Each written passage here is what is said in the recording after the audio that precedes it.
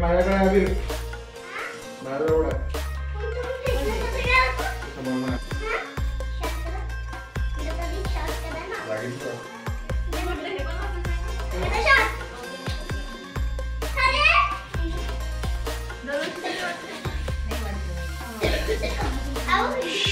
चला आता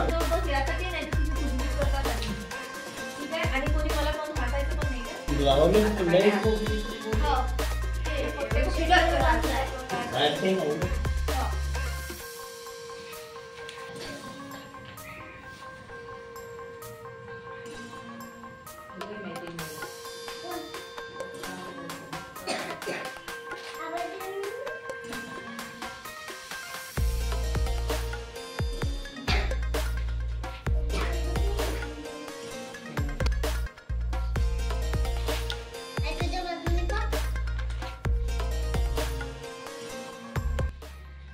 अध्याय पहिला.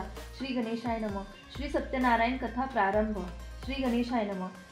आता सत्यनारायण कथेचा अर्थ सांगतो. नैमिषारण्यात एकदा शौनकादी सर्व ऋषी मुनींनी पुराणे कथन करणाऱ्या रोमहर्ष नावाच्या सुतांना विचारले. ऋषी म्हणाले, हे मुनिश्रेष्ठा, इच्छित फल कोणत्या व्रताने किंवा कोणत्या तपश्चर्येने मिळते ते पूर्णपणे श्रवण करावे अशी आमची इच्छा आहे, तरी ते आपण सांगावे. सूत म्हणाले, भगवान कमलापती विष्णू यांना देवर्षी नारदांनीच हे विचारले होते, तेव्हा भगवंतांनी त्या देवर्षींना जसे सांगितले तसेच आपण सर्वांनी शांतपणे लक्ष लावून श्रवण करावे. सूत गोष्ट सांगतात. एकदा योगी नारद परोपकार करण्याच्या इच्छेने निरनिराळ्या लोकी संचार करीत करीत मृत्यू लोकी आले. तेव्हा स्वकर्माच्या प्रभावाने नाना योनीत जन्म पाहून अनेक प्रकारचे क्लेश भोगणारे व संत्रस्त असे सर्व लोक पाहून कोणत्या उपायाने या लोकांचे दुःख खात्रीने नष्ट होईल याचा मनात विचार करीत ते पुढे विष्णू लोकी वैकुंठात गेले. तेथे शुक्लवर्णी 4 हात असलेल्या व शंख चक्र गदा व पद्म तसेच कंठात वनमालेने विभूषित अशा नारायण नामक देवाचे दर्शन घेऊन त्यांची स्तुती करण्यास प्रारंभ केला. नारद म्हणाले, वाचा व मन शब्द व कल्पना यांच्या पलीकडे ज्याचे रूप आहे, ज्याची शक्ती अमर्याद आहे, ज्याला प्रारंभ मध्य व अंत नाही, जो निर्गुण आहे व सत्व रजस्तम गुणांचा आत्मा आहे, जो सर्वांच्या आधी अस्तित्वात आलेला आहे व जो सर्व भक्तांच्या संकटांचा दुःखाचा नाश करतो, त्या विष्णूला मी वंदन करते.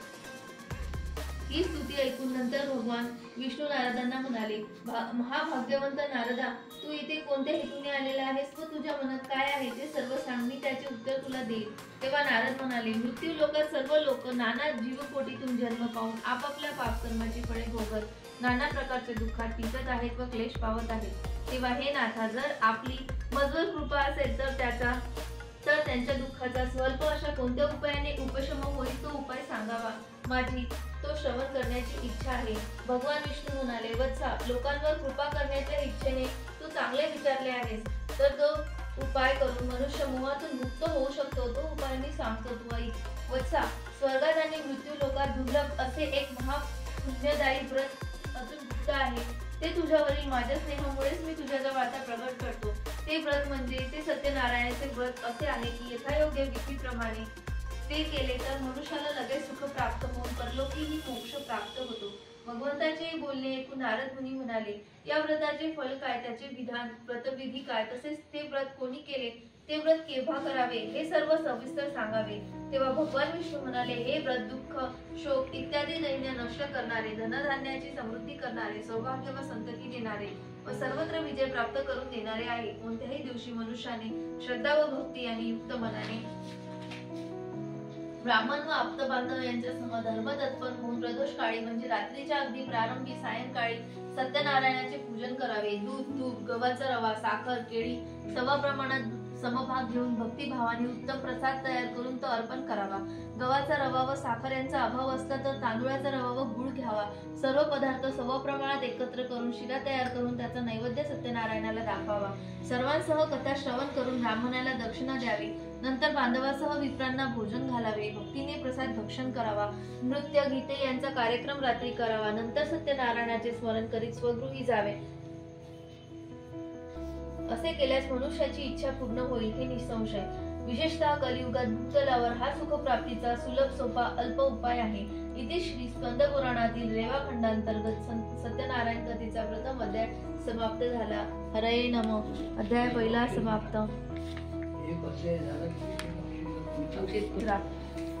श्री गणेशाय नमः. अध्याय दुसरा. तर दरिद्री ब्राह्मण होता. तो तहान भुकेने व्याकुळ होऊन नेहमी भटकत असे. तेव्हा ब्राह्मणावर प्रेम असणारा भगवान त्या ब्राह्मणाला दुःखी पाहून स्वतः म्हाताऱ्या ब्राह्मणाचे रूप घेऊन आदराने विचारू लागला, हे विप्रा, नेहमी पृथ्वीवर अत्यंत दुःखी असा ते का भटकतो? हे सर्व मला कळून घ्यायचे आहे. तेव्हा हे श्रेष्ठ ब्राह्मणा, तू मला सांग. तेव्हा ब्राह्मण म्हणाला, मी अतिशय दरिद्री ब्राह्मण आहे व भिक्षेसाठी भटकत आहे. महाराज, यावर उपाय तुम्हाला माहित असेल तर कृपा करून मला सांगा. तेव्हा म्हातारा ब्राह्मण म्हणजे भगवान स्वतःच त्याला म्हणाला, सत्यनारायण विष्णू हा वांछित फल देणारा आहे. तर जे उत्तम व्रत केले असता मनुष्य सर्व दुःखापासून मुक्त होतो ते व्रत म्हणजे सत्यनारायणाचे पूजन तू कर. त्यानंतर व्रताचे विधानही त्या ब्राह्मणाला नीट समजावून सांगून वृद्ध ब्राह्मण रूपी सत्यनारायण तेथे सहाय्याने त्याने बंधुजनासह सत्यनारायणाचे व्रत केले. या व्रताच्या सत्यनारायण कथेचा दुसरा अध्याय समाप्त. अध्याय तिसरा. श्री गणेशाय नमः. अध्याय तिसरा. सूत म्हणाले, हे श्रेष्ठ मुनिजन हो, मी आणखी पुढे सांगतो ते श्रवण करावे. पूर्वी उल्कामुख नावाचा एक राजा होता. तो मन व इंद्रिय ताब्यात ठेवणारा व सत्य बोलणारा व सद्बुद्धीचा राजा प्रतिदिनी देवळात जाऊन ब्राह्मणांना दान देऊन संतुष्ट करीत असे. त्याची भार्या ही साध्वी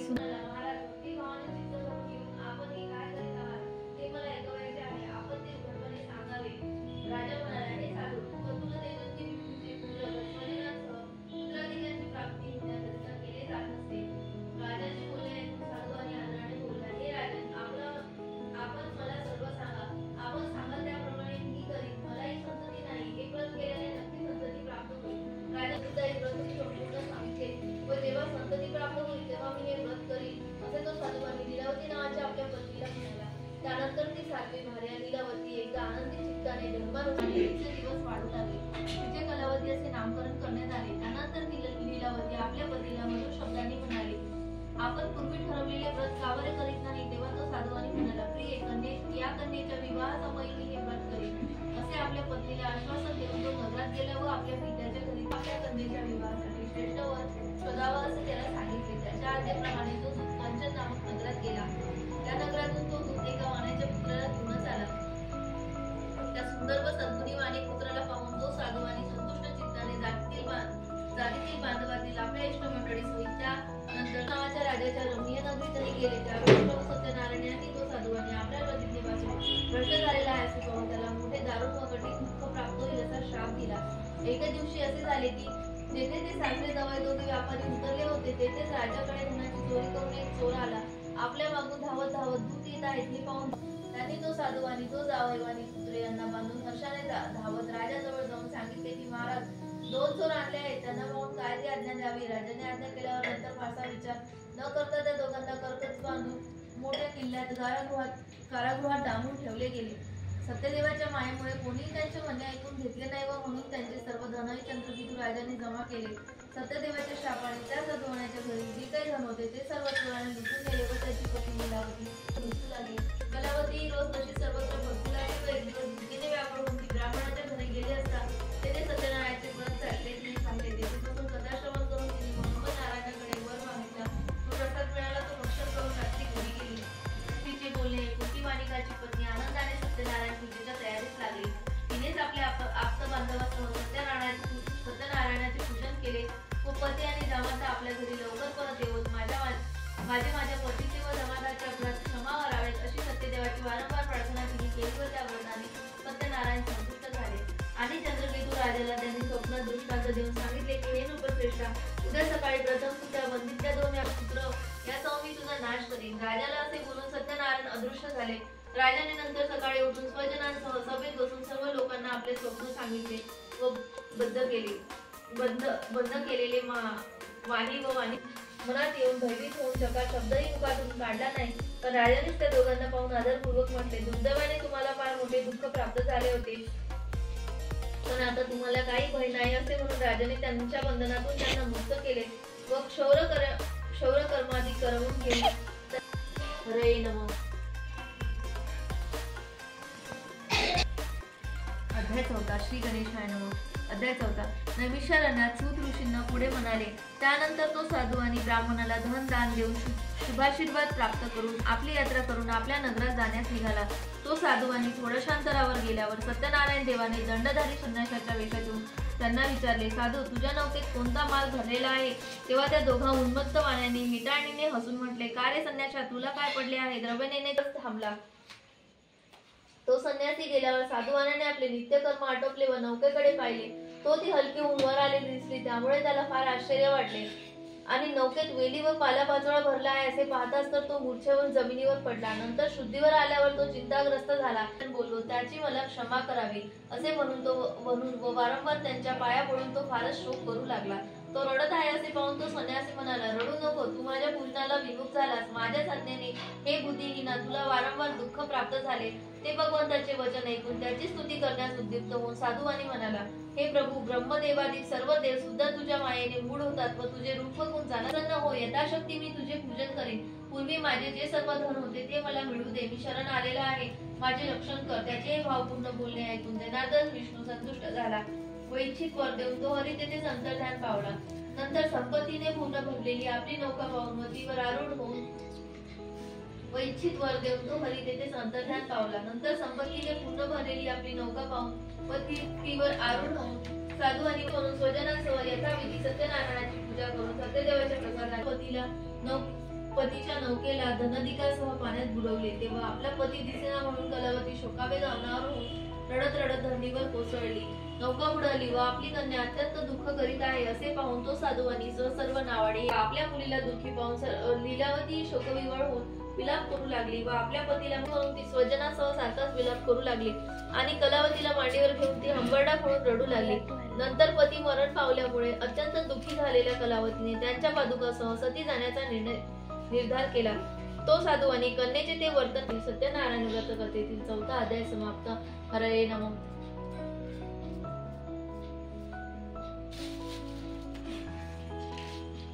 श्री गणेशाय नमः. अध्याय 5. सूत म्हणाले, आता श्रेष्ठ मुनिजन हो, मी आणखी एक सांगतो ते ऐकावे. अंगध्वज नावाचा एक राजा होता. तो प्रजेचे पालन करण्यात तत्पर सत्यव्रत रूपाने सर्वांना इष्टते प्रदान करणारा होईल.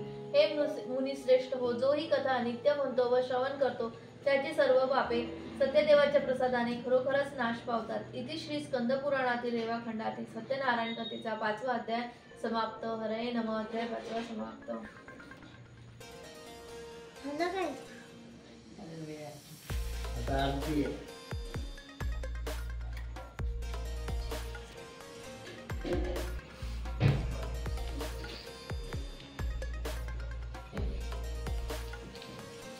श्री गुरुचरित्र अवतरणिका. श्री गणेशाय नमः. श्री गुरुदेव दत्तात्रय चरणारविंदाभ्या नमः. गुरु ब्रह्मा गुरु विष्णू गुरुदेव महेश्वरा गुरुदेव परब्रह्म तस्मै श्री गुरुवे नमः. श्रोती व्हावे सावधान. श्री गुरुचरित्र अध्याय 52. एकूणी नामधारकाचे मन ब्रह्मानंदी निमग्न पै सेवनी गुरुचरणामृत नामधारक तटस्थ होत अंगी धर्मपुलका तुझ्या लोकतरती कैसे मग या कारणात करणी दृढता सावी. श्री गुरुचरणी बाह्य देहाची राहणी शास्त्राधारे करावे.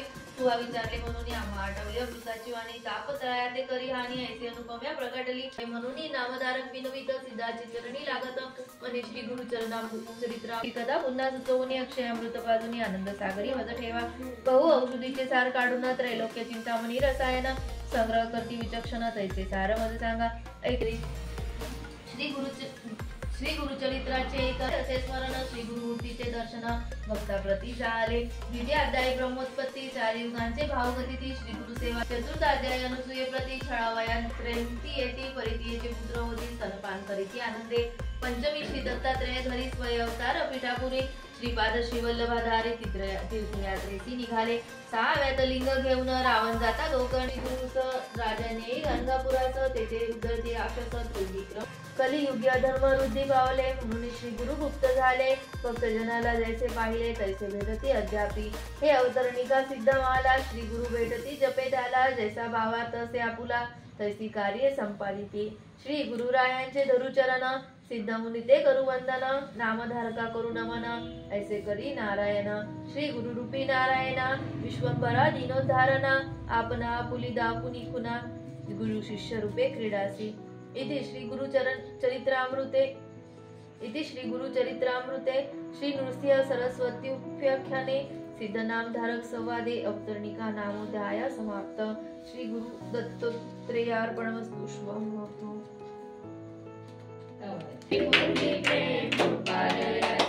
सर्वांगी सुंदर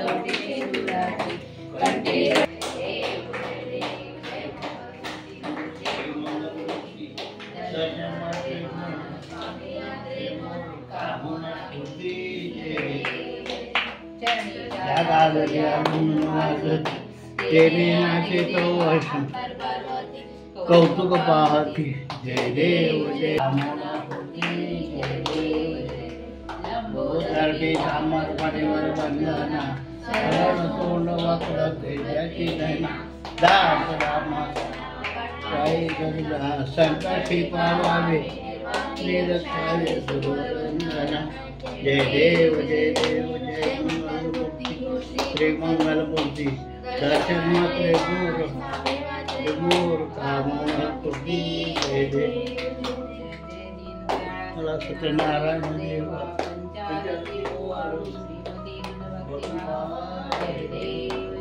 विधियुक्त पूजन करिता पुराण श्रवण परिमळ द्रव्यासरा मिश्रित गोधूम चूर्ण प्रसाद भक्षण करिता तुमच्या प्रसन्न शतानंद विषय पूर्वी व्रताचे दीनदयाळ सत्यनारायण देव पंचारती ओवाळू श्रीपदी तुझ भक्ती भावा जय देव साधू वैश्य संकल्पवाची उद्धारी जय जय दीनदयाळ सत्यनारायण देवा जय देव जय गुरुदत्ता आरती उवाळीता हरी चिंता जय देव जय सभाय अभ्यंतरी भाग्यासी मातृ पौर्णिमेची कळा प्रकाश सतरावी जीवन कळा मध्ये भागे स्थिरावली आरती पौर्णिमेची कळा घडी पूर्ण ब्रह्म आनंदाच्या भेटी जावे भेटी पायाच्या वहिरे तव देखी अधोदृष्टी चारी पदार्थ देखी ते पदार्थ पाहुनी या जीव पदार्थ काही आरती पौर्णिमेची पूर्ण कळा प्रकाशवली सतरावी जीवन कळा मध्ये भागे स्थिरावली देवरूप पाहुनी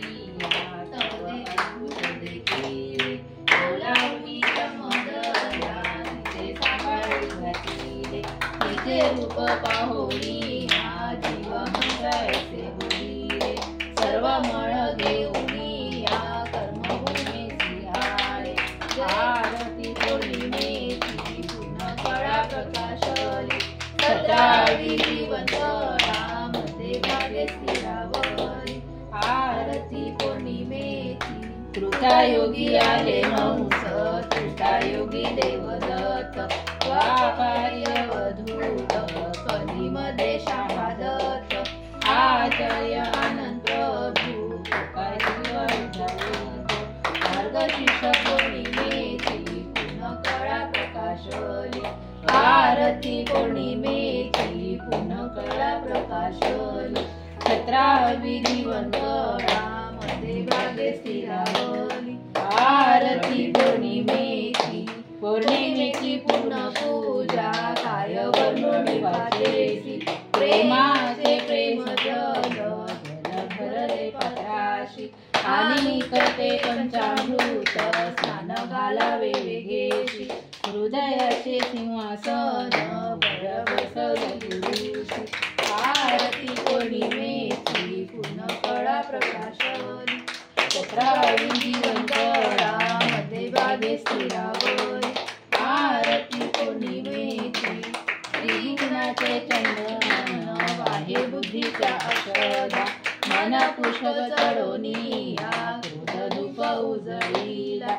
ज्ञानदीप लावणी निवेद्य शांती शंकराला अर्धपात्र सतरावीचे महापूजा आरंभ केला आरती पौर्णिमेची पूर्ण कळा प्रकाशली सतरावी जीवन कळा मध्ये भागे स्थिरावली आरती पौर्णिमेची वेळे पान प्रपंचाचे वर सुपारी आशेची मध्ये रंगा कल्पनेचा खजूर विडा संदेहाचा वर केळ विकल्पाचे लक्षण आहे संभावाची माया फळ चढवणी सोडस पूजा केली त्याची आरती पौर्णिमेची पूर्ण कळा प्रकाशली सतरावी जीवन कळा मध्ये भागे स्थिरावली आरती पौर्णिमेची देवताचा सर्व मळ शोधून कर्पूर केला मध्यभागी ठेवून मोक्षानंद मिळविला राख खाक जसे काळी प्रभू आपण ऐसा केला देव राजा उधळीला असा दाविला आरती पौर्णिमेची पुन्हा सोळा प्रकाश 17वी दिवंतळा मध्यभागी स्थिरावर आरती पौर्णिमेची प्रदीपाय देव खलविद ब्रह्मये भाविक सकळ मिथ्य हा प्रपंच जैसे आभास मृगज संसार भ्रांतीचे पडळ आत्माराम चरण परब्रह्म केवळ जय देवा जय आनंद स्वरूपा जय सद्गुरु स्वरूपा सगळा जीवा तारी साक्ष प्रदीपा जय देवी विशाळा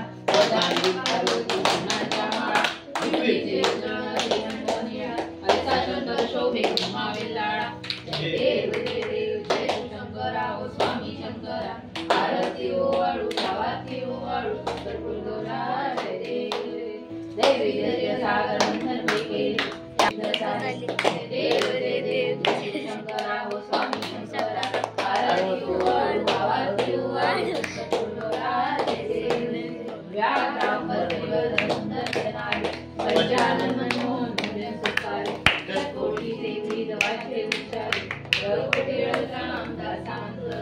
जय देव जय शंकरा ओ स्वामी शंकरा आरती ओवाळू भावाती ओवाळू सद्गुरुगौरा जय देव संसार सारं सदा वसंत हृदयावृते भवानी चैतन्यमामि मंदारमाला कपालमाला शिवशंकराय दिगंबराय नमः शिवाय श्रीकर्पूरगौरं धूपं दीपं समर्पयामि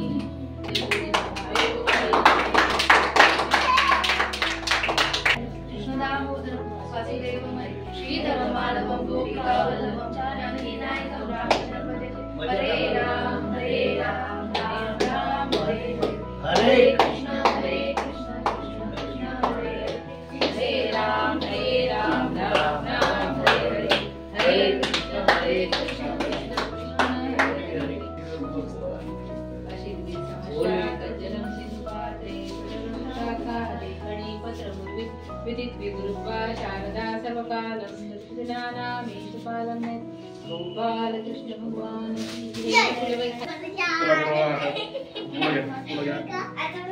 तुला घ्या दिवे पाहून टाक चल अबे दुसऱ्यांना घेऊ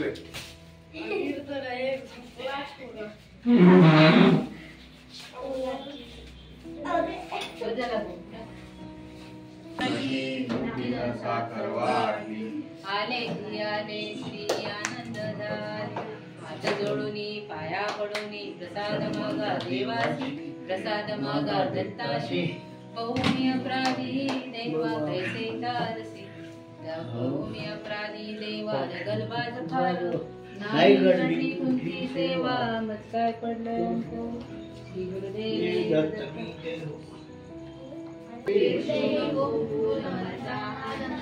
रघुनायका मागणी ज्या ठिकाणी मन जाय माझे त्या ठिकाणी निज रूप तुझे ठेवितो मस्तक ज्या ठिकाणी ते ठेविते सद्गुरु पाय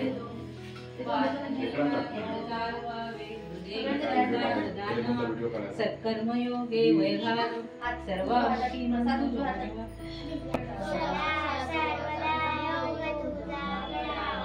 तुझे कारणी देव माझा डोळावा उपेक्षू नको गुणवंता अनंता रघुनायका मागणी ज्याता ज्या ठिकाणी मन जाय माझे त्या ठिकाणी निज रूप तुझे मी ठेवितो मस्तक ज्या ठिकाणी तेथे तुझे सद्गुरु पाय दोन्ही उपासनेला दृढ साधवावे गुरुदेव संता सदा नमावे सत्कर्मयोगे वैघाधवा सर्वामुखी मंगल बोलवा श्रेष्ठे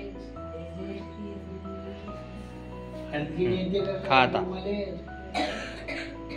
पहिली जर ठेवतो का प्रसाद खा आता लाडू. या प्रसाद